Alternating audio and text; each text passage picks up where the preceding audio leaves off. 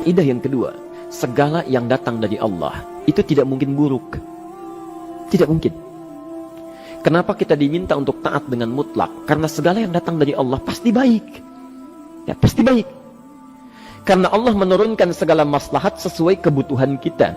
Cuma manusia kadang-kadang, menginginkan sesuatu dengan pikiran pendeknya yang bukan kebutuhannya.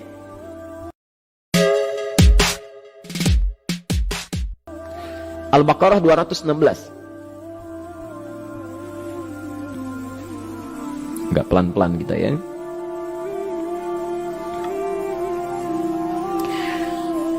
Bapak Ibu kalau diminta milih, pilih motor, pilih mobil.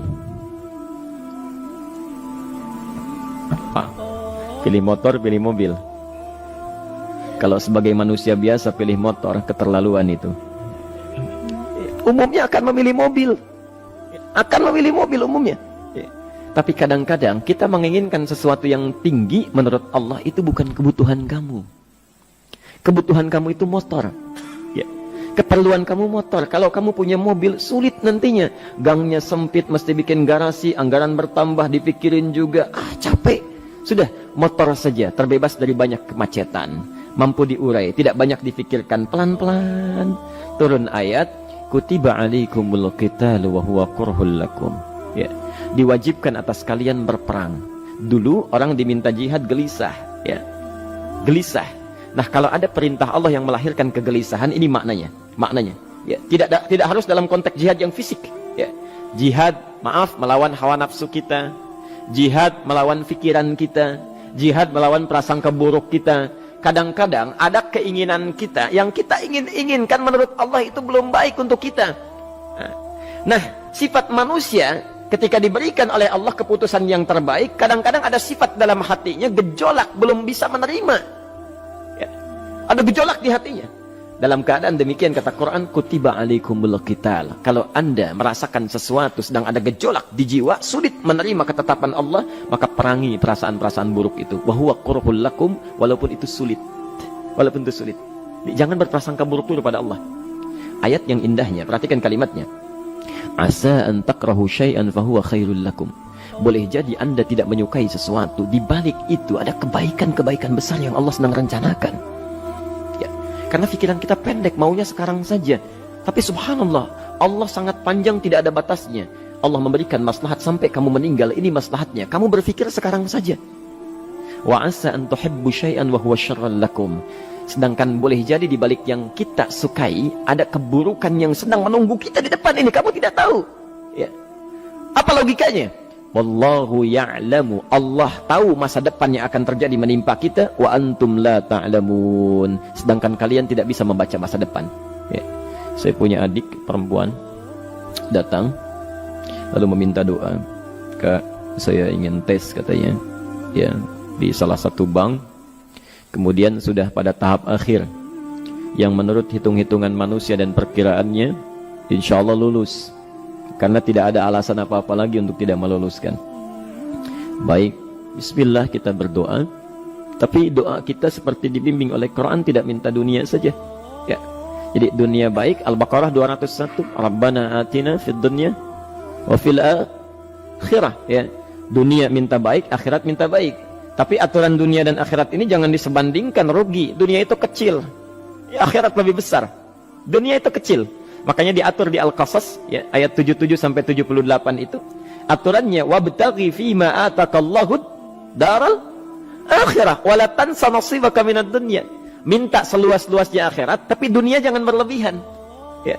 Sekedar mencukupi kebutuhan kita saja. Ya. Pakaian, Bapak Ibu sekalian, ya, kita beli pakaian sesuai kebutuhan saja, jangan berlebihan. Ya. Cukup ketika kita akan sholat, layak, indah dalam pandangan Allah. Ketika kita akan bermuamalah, bagus, tidak mengecewakan orang lain, sudah. Maka waktu selebihnya, ketika kita mencari sesuai kebutuhan, waktu selebihnya bisa digunakan untuk memperbanyak ibadah. Tidak banyak energi terbuang, uang juga terbuang, tenaga juga terbuang. Bayangkan kalau keinginannya macam-macam. Wah, ingin baju terbaru, ingin tasnya Hermes, mereknya dari Paris, sekarang juga mesti dibeli. Wah, uangnya sudah 400 juta keluar. Tenaga mesti keluar, beli tiketnya macam-macam dan sebagainya. Habis waktu untuk mengejar dunia, ibadah tertinggalkan. Tapi rumusnya dunia itu secukupnya saja. Nah, yang paling menarik, kita doakan supaya Allah memberikan kebaikan dunia dan akhiratnya yang paling utama. Maka datanglah dengan lesu mengatakan, saya tidak lulus katanya. Kenapa? Saya bilang, saya tidak tahu, saya sudah berusaha. Tapi konon kabarnya, saingan saya adalah anak salah satu pejabat. Masya Allah. Saya bilang, kamu jangan bersedih. Kamu menginginkan sesuatu dengan pikiran pendek, Allah pasti memberikan yang terbaik yang tidak terlukiskan nanti. Subhanallah, pekan beberapa hari setelah itu, muncul berita, ternyata dia diterima di bank syariah. Dia menginginkan sesuatu yang diinginkan, Allah menginginkan lebih dari apa yang dia harapkan. Dikasih bank syariah, di situ terjaga, meningkat keagamaannya, terjaga hijabnya, segalanya, dan disitulah kemudian diarahkan untuk menemukan jodohnya. Masya Allah. Dia berpikir saat itu Allah merencanakan masa depannya. Ya. Jadi apa yang Allah sudah rencanakan pasti baik, Pak, Bu. Jadi tadi dari salat subuh yang pertama kali ingin disampaikan adalah, coba dilihat sampai subuh ini, adakah aturan Allah dan Rasulnya yang sampai subuh ini pernah kita langgar, pernah kita ragukan? Barangkali itu yang membuat kehidupan kita sulit. Ya. Allah, Rasul membuat aturan. Dan ada 4 tipikal orang, ya, 4 tipikal orang bila dihubungkan dengan aturan yang Allah dan Rasul sudah buat itu. 1, ada yang ikut aturan. Maka orang seperti ini kata Quran, yuridullahu bikumul yusra wala yuridu bikumul usra. Al-Baqarah 185. Allah menginginkan kemudahan, tidak menghendaki kesulitan dalam hidupmu. Ya. Maka dibuat aturan, yang ikut aturan Allah pasti mudah hidupnya. Ya, pasti mudah hidupnya. Ya. Rizkinya mudah, hidupnya mudah, nyaman, enak. Ya. 1, ada yang ikut aturan. Yang kedua, ada yang keluar aturan. Ya. Ini pasti repot. Pasti repot. Di awal-awal seperti menyenangkan, ujung-ujungnya repot. Allah bilang, jujur, jangan berdusta. Kalau dusta celaka. Wailul lil mukadzibin. Celaka bagi para pendusta. Dia keluar aturan, dia berdusta. Awal-awal memang nikmat. Besok. Ya. Pak, ini amplop siapa ya? Ya. Maaf Pak, ini amplop memang ini khusus Pak, anggaran tertentu, tidak ada kaitan dengan proyek ini. Padahal ada kaitan dengan proyek, dia sisihkan untuk kepentingan pribadinya. Bohong. Saat itu merasakan enak dapat tambahan, besok-besok dikejar-kejar sama aparat kepolisian. Ya. Celaka. Wail, itu sudah keluar aturan pasti celaka. Ya. Subhanallah. Jadi ada orang kedua keluar aturan. Yang ketiga bikin aturan sendiri.